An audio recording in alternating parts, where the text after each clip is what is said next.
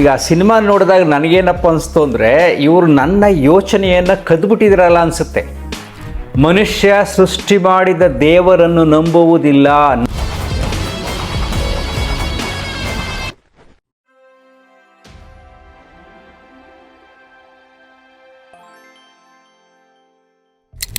ನಮಸ್ಕಾರ ಸ್ನೇಹಿತರೆ.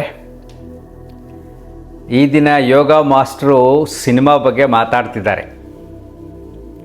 ಉಪೇಂದ್ರ ಸಿನಿಮಾಗೂ ಇವ್ರಿಗೂ ಏನಪ್ಪ ಸಂಬಂಧ ಅಂತ ನಿಮಗೆ ನಗು ಬರ್ಬೋದು. ಆ್ಯಕ್ಚುಲಿ ನನಗೆ ಸಿನಿಮಾಗೆ ಹೋಗಿದ್ದೆ. ಉಪೇಂದ್ರ ಅವರ ಸಿನಿಮಾದಲ್ಲಿ ಒಂದು ವಿಶೇಷತೆ ಇರುತ್ತೆ. ತುಂಬ ವರ್ಷಗಳಾದಮೇಲೆ ಅವರು ಡೈರೆಕ್ಷನ್ ಮಾಡಿದ್ದಾರೆ.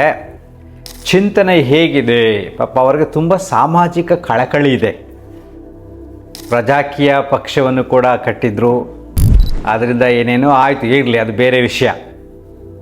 ನಾವು ಈಗ ಸಿನಿಮಾ ನೋಡಿದಾಗ ನನಗೇನಪ್ಪ ಅನಿಸ್ತು ಅಂದರೆ ಇವರು ನನ್ನ ಯೋಚನೆಯನ್ನು ಕದ್ಬಿಟ್ಟಿದ್ರಲ್ಲ ಅನಿಸುತ್ತೆ. ಯಾಕೆಂದರೆ ನಾನು ಇದೇ ದಿಶೆಯಲ್ಲಿ ಯೋಚನೆ ಮಾಡ್ತಾ ಇದ್ದೆ. ಈ ಭೂಮಿಯ ಮೇಲೆ ಅಶಾಂತಿ ನೆಲೆಸಲು, ಮಾನವ ಸರ್ವನಾಶವಾಗಲು ಕಾರಣ ಈ ಮೂರೇ. ಯಾವುದು? ದೇವರು, ಧರ್ಮ, ಜಾತಿ. ಯಾಕೆ ಅಂದರೆ ಮನುಷ್ಯನಲ್ಲಿ ಎಷ್ಟೊಂದು ಅಂಧಕಾರ ತುಂಬಿಕೊಂಡಿದೆ ಅಂದರೆ, ನನ್ನ ಧರ್ಮವೇ ಶ್ರೇಷ್ಠ, ನನ್ನ ಧರ್ಮದಲ್ಲಿರತಕ್ಕಂಥ ನನ್ನ ದೇವರೇ ಶ್ರೇಷ್ಠ ಅನ್ನತಕ್ಕಂಥ ಅಜ್ಞಾನ. ಯಾಕೆಂದರೆ ಭಗವಂತ ಶ್ರೇಷ್ಠ ಎಲ್ಲರಿಗೂ, ಸೃಷ್ಟಿಯಲ್ಲಿರ್ತಕ್ಕಂಥ ಎಲ್ಲ ಜೀವಿಗಳಿಗೂ, ಅದರಲ್ಲೂ ಎಲ್ಲ ಮನುಷ್ಯರಿಗೂ ಕೂಡ ದೇವರು ಒಬ್ಬನೇ, ತತ್ವ ಒಂದೇ. ದೇವರು ಅನ್ನತಕ್ಕಂಥ ತತ್ವ ಕರುಣಾಮಯಿ, ಪ್ರೇಮಮಯಿ. ನನ್ನೆಲ್ಲ ತಪ್ಪುಗಳನ್ನು ಕ್ಷಮಿಸಿ ನನ್ನನ್ನು ಪ್ರೀತಿಸುವವನು, ನನ್ನನ್ನು ಸಲಹುವವನು, ಸರ್ವಶಕ್ತ ಅನ್ನತಕ್ಕಂಥ ಕಲ್ಪನೆ ನಮ್ಮಲ್ಲಿ ಇದ್ದಾಗ, ಒಂದು ಧರ್ಮದಿಂದ ಇನ್ನೊಂದು ಧರ್ಮಕ್ಕೆ ಸಂಘರ್ಷವಾದರೆ ಅದು ಧರ್ಮವೇ ಅಲ್ಲ, ದೇವರ ಹೆಸರಿನಲ್ಲಿ. ಇದು ನನ್ನ ಚಿಂತನೆ ಆಗಿತ್ತು. ಎಷ್ಟೊಂದು ಸುಳ್ಳು ಸೃಷ್ಟಿಗಳು ಈ ಜಗತ್ತಿನಲ್ಲಿ ಉಂಟಾಗಿವೆ ಅಂದರೆ ಆ ಸುಳ್ಳು ಸೃಷ್ಟಿಗಳೇ ಮಾನವನ ಶಾಂತಿಯನ್ನು ಕದಿತಾ ಇದ್ದಾವೆ, ಕೊಲೆ ಮಾಡ್ತಾ ಇದೆ. ಎಲ್ಲ ಕಡೆ ಯುದ್ಧಗಳು ಪ್ರಾರಂಭ ಆಗಿದೆ ಕೇವಲ ಧರ್ಮಾಂಧತೆಯಿಂದ, ದೇವರಲ್ಲಿರ್ತಕ್ಕಂಥ ತಪ್ಪು ತಿಳುವಳಿಕೆಯಿಂದ. ದೇವರು ಏನು ಒಂದನೇ ಅರ್ಥ ಮಾಡ್ಕೊಂಡಿಲ್ಲ. ಜಾತಿಗಳಲ್ಲೂ ನೋಡಿ ಎಂಥ ಸಂಘರ್ಷಗಳು ನಡೀತಾ ಇದೆ. ನಮ್ಮದು ಜಾತ್ಯತೀತ ರಾಷ್ಟ್ರ ಅಂತ ಬರೀ ಬಾಯಲ್ಲಿ ಹೇಳೋದಷ್ಟೇ. ಆದರೆ ಸರ್ಕಾರದ ಅಧಿಕೃತವಾಗಿ ಸರ್ಕಾರವೇ ಕೂಡ ಒಂದೊಂದು ಜಾತಿಗೆ ಇಷ್ಟಿಷ್ಟು ರಿಸರ್ವೇಷನ್ ಅಂತ ಮಾಡಿದೆ. ಯಾಕೆ? ದೀನರನ್ನು, ದಲಿತರನ್ನು ಮೇಲ್ತರಬೇಕು ಅಂತ ಅಲ್ವಾ? ಕಾನೂನಾತ್ಮಕವಾಗೇ ಇದೆ ಜಾತಿಗಳು. ಇನ್ನು ಜಾತಿಗೆ ಹೇಳ್ಕೊಂಡು ರಾಜಕೀಯ ವಿಶ್ಲೇಷಣೆಗಳಿದೆ. ನಾವು ಈಗ ಉಪೇಂದ್ರ ಸಿನಿಮಾಕ್ಕೆ ಬರೋಣ. ಉಪೇಂದ್ರ ಸಿನಿಮಾದಲ್ಲಿ ಒಂದು ಅದ್ಭುತವಾದ ಚಿಂತನೆ ಏನಿದೆ ಅಂದರೆ,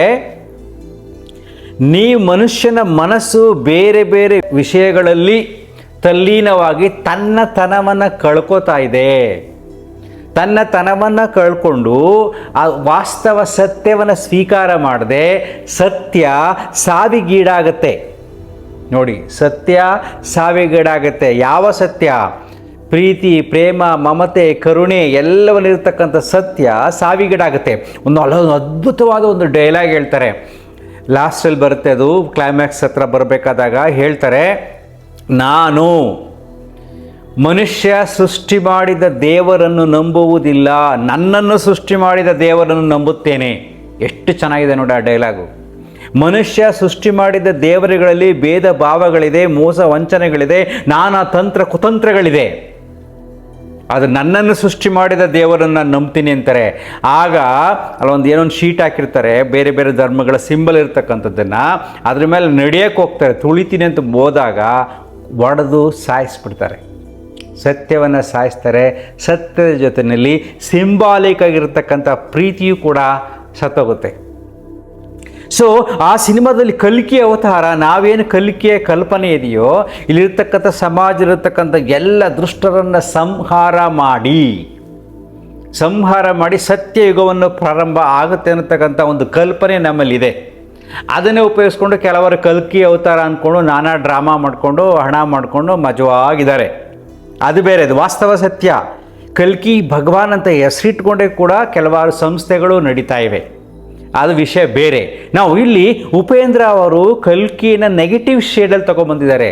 ಮನುಷ್ಯನ ಮನಸ್ಸಲ್ಲೇ ಕೆಟ್ಟದನ್ನು ಉಪಯೋಗಿಸ್ಕೊಂಡು ಹೇಗೆ ನಾನು ಬುದ್ಧಿ ಕಳಿಸ್ತೀನಿ, ನೀವು ಎಲ್ಲ ಸತ್ಯವನ್ನು ಸ್ವೀಕಾರ ಮಾಡ್ತಾ ಇಲ್ಲ, ಈ ರಾಜಕೀಯ ವ್ಯವಸ್ಥೆಗಳನ್ನು ಅರ್ಥ ಮಾಡ್ಕೊತಾ ಇಲ್ಲ, ನೀವು ಬೇರೆ ದಾರಿಯಲ್ಲಿ ಹೋಗ್ತಾ ಇದ್ದೀರಂತ ನೆಗೆಟಿವ್ ಶೇಡ್ನಲ್ಲಿ ಕಲ್ಕಿ ಬಂದು ಬುದ್ಧಿ ಕಲಿಸ್ತೀನಿ ಅಂದ್ಬಿಟ್ಟು ಯಾವ ರೀತಿಯಾದ ಬುದ್ಧಿ ಕಲಿಸ್ತಾರೆ ಅಂದರೆ, ಕೊನೆಗೆ ಮನುಷ್ಯ ತನ್ನ ಬಟ್ಟೆ ಇಲ್ಲದೆ ಅನ್ನಕ್ಕೋಸ್ಕರ ಹಾಹಾಕಾರ ಉಂಟಾಗುತ್ತೆ ಅವನಿಗೆ. ಆದರೂ ಕೂಡ ಅಲ್ಲಿ ಜಾತೀಯತೆ ಇರುತ್ತೆ. ಸೊ ಒಂದೊಂದು ಜಾತಿಗೆ ಒಂದೊಂದು ಸಿಂಬಲ್ ಅಂತ ಒಂದು ನಂಬರ್ ಹೊಡಿತಾರೆ. ಅದ್ಭುತವಾಗಿದೆ ಅದು ಚಿಂತನೆ. ಅಂದರೆ ಜಾತೀಯತೆಯಿಂದ ಮನುಷ್ಯನಲ್ಲಿ ಅಲ್ಲೂ ಕೂಡ ಅನ್ನ ಇರಲ್ಲ ತಿನ್ನೋಕ್ಕೆ, ಬಟ್ಟೆ ಇರಲ್ಲ ಇರೋಕ್ಕೆ, ಅಂಥ ಪರಿಸ್ಥಿತಿಯಲ್ಲೂ ಕೂಡ ಜಾತೀಯವಾದ ಮೇಳೈಸುತ್ತೆ, ಅದನ್ನು ತಿಳಿಸಿದ್ದಾರೆ. ಸೊ ಅಲ್ಲಿ ನೆಗೆಟಿವ್ ಶೇಡಲ್ಲಿ ಬಂದಿದ್ದಾರೆ. ಬುದ್ಧಿ ಕಲಿಸಕ್ಕೆ ಹೋಗಿ ಸಿನಿಮ್ಯಾಟಿಕ್ ಆಗಿ ಬೇರೆ ಥರ ಬಂದಿದೆ. ನಾವೇನು ನಮ್ಮ ಕಲ್ಪನೆ ಏನಿದೆಯೋ ಆ ರೀತಿಯಾದ ಕಲ್ಪನೆಯ ಕಲ್ಕಿಯ ಅವತಾರ ಆ ಸಿನಿಮಾದಲ್ಲಿ ಆಗಿಲ್ಲ. ಇಲ್ಲಿ ಆ್ಯಕ್ಚುಲಿ ಆ ಸಿನಿಮಾ ಬೇರೆ ಬೇರೆ ರೂಪದಲ್ಲಿ ಹೇಳಿದ್ದಾರೆ. ಅಷ್ಟೊಂದು ಕಷ್ಟಕರವಾದ ವಿಷಯ ಅಲ್ಲ, ಅರ್ಥ ಮಾಡ್ಕೊಳ್ಳೋದು ಈಸಿನೇ. ಅವ್ರು ಹೇಳಿರೋದು ಇಷ್ಟೇ, ಬರೀ 3 ಪದ. ಧರ್ಮದಿಂದ ಜಗತ್ತು ನಲುಗುತ್ತಿದೆ, ಅದರ ವಿರುದ್ಧ ಹೋರಾಟ ಮಾಡಬೇಕು. ಅಲ್ಲೇ ಆ ಸೀನ್ ಬರುತ್ತೆ. ಯಾವ್ಯಾವ ಧರ್ಮದವ್ರು ಯಾವ ರೀತಿ ವೇಷ ಹಾಕೊಂಡು ಬರ್ತಾರೋ ಅದರಿಂದ ಹೋರಾಟ ಮಾಡ್ತಾರೆ. ಸೊ ಸತ್ಯವನ್ನು ಕೂಡಾಕ್ಬಿಟ್ಟಿರ್ತಾರೆ. ಸತ್ಯ ಹೊರಗಡೆ ಬಂದರೂ ಕೂಡ ಬದುಕಕ್ಕೆ ಬಿಡೋದಿಲ್ಲ. ಸತ್ಯ ಎಲ್ಲ ತನ್ನ ತತ್ವಗಳನ್ನು ಉಪಯೋಗಿಸ್ಕೊಂಡು, ಬುದ್ಧಿವಂತಿಕೆಯನ್ನು ಉಪಯೋಗಿಸ್ಕೊಂಡು ಸತ್ಯ ಕೊನೆಗೆ ಏನು ಮಾಡುತ್ತೆ, ಹೊರಗಡೆ ಬರುತ್ತೆ. ಆದರೆ ಜನ ಅದನ್ನು ಸ್ವೀಕಾರ ಮಾಡಲ್ಲ, ಸಾಯಿಸ್ಬಿಡ್ತಾರೆ.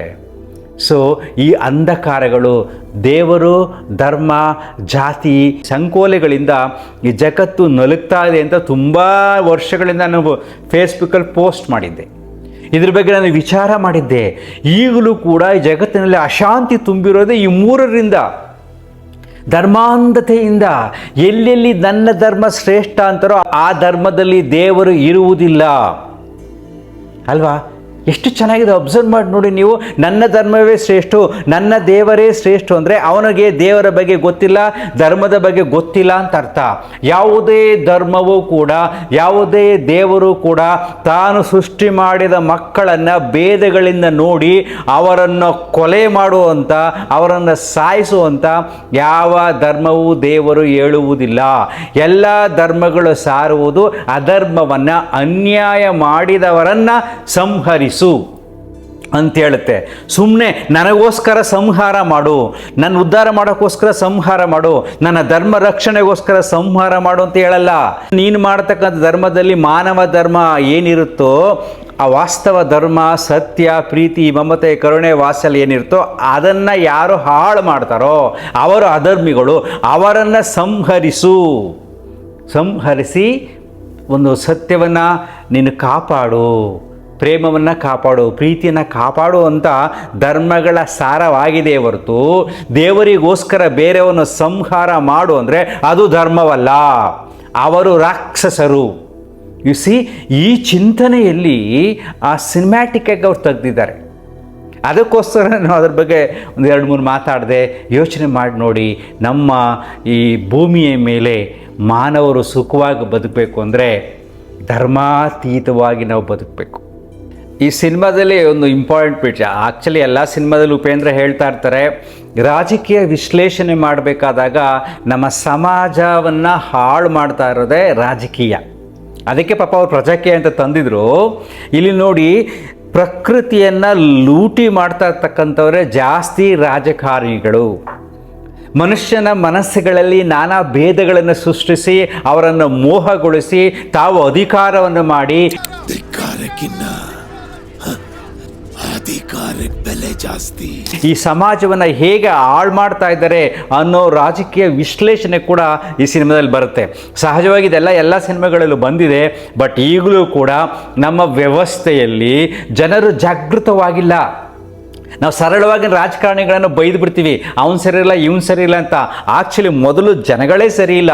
ನಾನು ಸರಿ ಇದ್ದು ನಾನು ಸರಿಯಾಗಿ ಓಟ್ ಹಾಕಿದ್ದಿದ್ರೆ ನನ್ನ ಲೀಡರ್ ಸರಿ ಇರ್ತಾನೆ ಅಲ್ವಾ? ಈ ಚಿಂತನೆ ಕೂಡ ಒಂದು ಅದ್ಭುತವಾಗಿದೆ. ಎಲ್ಲ ಧರ್ಮಗಳಲ್ಲಿ ಸುಳ್ಳು ಸೃಷ್ಟಿಯ ಕಥೆಗಳು ತುಂಬಿಕೊಂಡಿದೆ. ಮಾನವ ಧರ್ಮ ಈ ಭೂಮಿ ಮೇಲೆ ಬರಬೇಕು ಅಂದರೆ ಎಲ್ಲರೂ ಈ ಸತ್ಯವನ್ನು ಅರ್ಥ ಮಾಡ್ಕೋಬೇಕು. ದೇವರಿಗೋಸ್ಕರ ಹೋರಾಟ ಮಾಡುವುದು ಧರ್ಮವಲ್ಲ, ಯಾಕಂದರೆ ದೇವರಂದ್ರು ಏನು ಅಂತ ತುಂಬ ಜನಕ್ಕೆ ಅರ್ಥವೇ ಆಗಿಲ್ಲ. ನನ್ನ ಇರುವಿಕೆಗೆ ಕಾರಣವಾದ ಯಾವ ಶಕ್ತಿ ಇದೆಯೋ, ಈ ಕ್ಷಣ ಅನುಭವಿಸುವ ಈ ಶಕ್ತಿ ಇದೆಯೋ ಅದೇ ದೇವರು. ಈ ಕ್ಷಣಕ್ಕೆ ನನಗೆ ಉಸಿರೇ ದೇವರು. 5 ನಿಮಿಷ ಉಸಿರಿಲ್ಲ ಅಂದರೆ ನನ್ನ ಜೀವವೇ ಇಲ್ಲ. ಈ ಕ್ಷಣಕ್ಕೆ ಈ ಗಾಳಿ, ನೀರು, ಬೆಂಕಿ, ಪ್ರಕೃತಿ, ಪಂಚಭೂತಗಳೇ ದೇವರು. ಇದಕ್ಕೆ ನಾನಾ ರೂಪಗಳನ್ನು ಕೊಟ್ಕೊಂಡಿದ್ದೀವಿ. ಮನಸ್ಸಿನ ಭಾವನೆಗಳಲ್ಲಿ ಕೃತಜ್ಞತೆಯ ರೂಪದಲ್ಲಿ ನಾನಾ ರೀತಿಯ ಪೂಜೆಗಳನ್ನು ನಾವು ಮಾಡ್ತಾ ಇದ್ದೀವಿ. Gratitude towards the nature giving the different form. ನಾನಾ ರೂಪಗಳನ್ನು ಕೊಟ್ಟು ಅದಕ್ಕೆ ಕೃತಜ್ಞತೆ ಅರ್ಪಿಸುವುದೇ ಪೂಜೆಯಾಗಿದೆ ಹೊರತು ಪೂಜೆ ವ್ಯಾಪಾರವಲ್ಲ. ಭಗವಂತನಿಗೆ ಏನು ಬೇಕಾಗಿಲ್ಲ. ನನ್ನ ಇರುವಿಕೆಗೆ ಕಾರಣವಾದ ಶಕ್ತಿಯೇ ದೇವರು. ಸರಳವಾಗಿ ಹೇಳಬೇಕು ಅಂದರೆ ಥ್ಯಾಂಕ್ ಯು.